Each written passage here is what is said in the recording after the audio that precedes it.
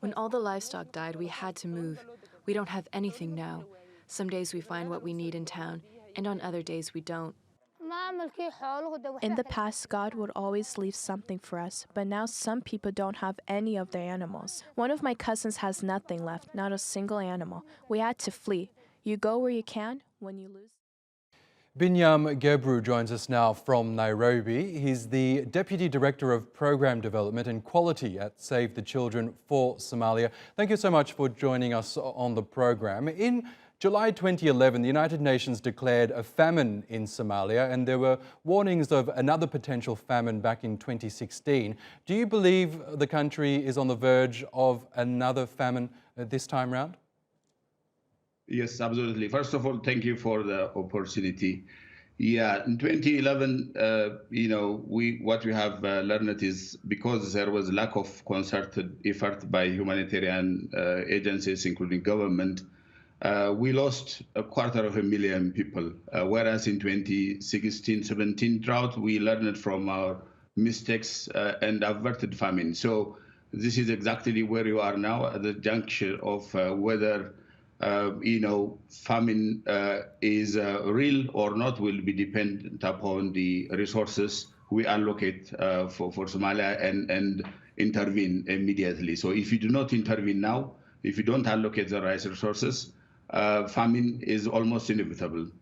Yes, and taking a look at the domestic response, the Somali Ministry of Humanitarian and Disaster Management says that it sent the first shipments of aid to the drought-stricken regions of Hiran and Bakul in Somalia. Is that enough? Do you believe the government's doing enough to address this unfolding crisis?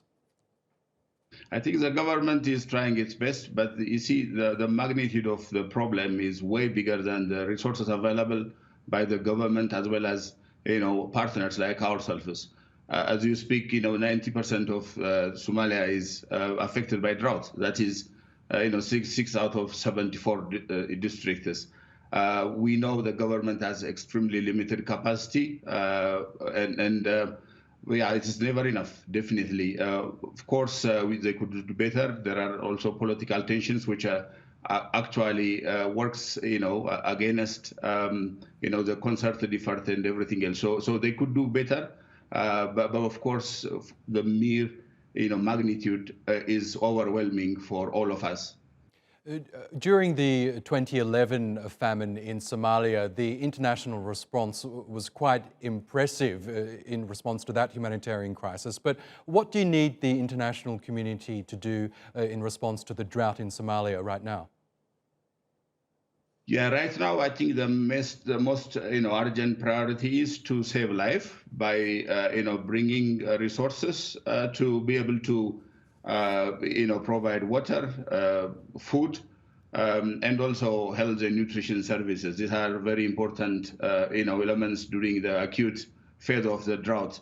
However, for the midterm or in the future, we would really want to see a more flexible and sustained kind of support for us to be able to respond to drought, as an early response, which can probably avert all kinds of drought, which can avert deaths.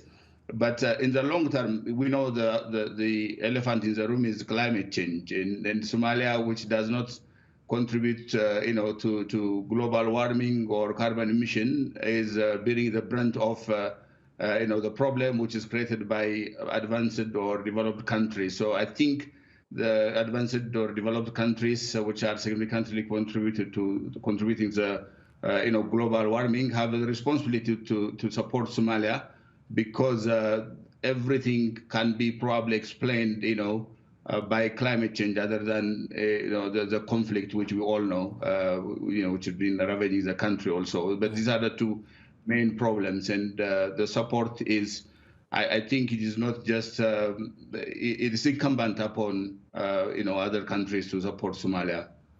Okay, Binyam Gebru from Save the Children Somalia, we thank you for sharing your thoughts with us here on TRT World.